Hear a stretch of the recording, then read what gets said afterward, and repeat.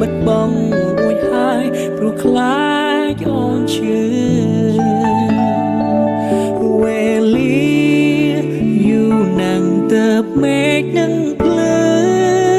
មកគ្មានទេភាពស្ទើរស្ទើរចាំថែជំងឺរបងពីលបើបារម្ភនឹងបារម្ភបើអូនមិនស្រួលໄວទៅ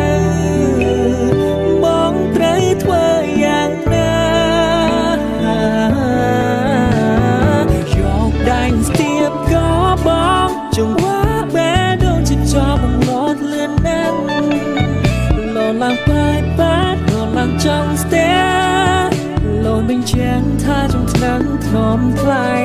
ឯដៃបងនឹងដាក់លើទ្រង់អូនស្ទង់បែដូចតែពេលស្គួនជឿໄว้កុំបារ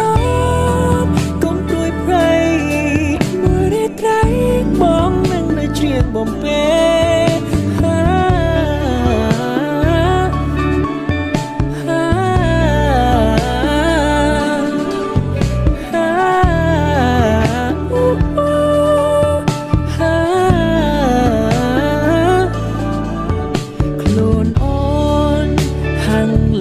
កំដើមលែទេ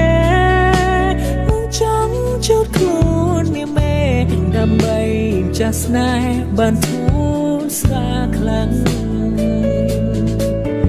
អោស្ដាយមិនអាចទំភាពត្រជាក់ត្រូវផ្លាំងសំលៀបំប្រែប្រអោក្រាក្រាំងទៅបានកងខ្លា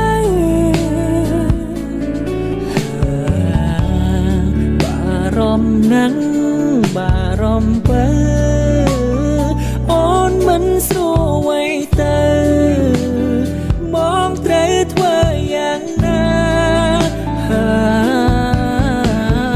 យកដៃស្ទាបក៏បងចង្វាបែដូចជាចប់ងត់លឿនណាស់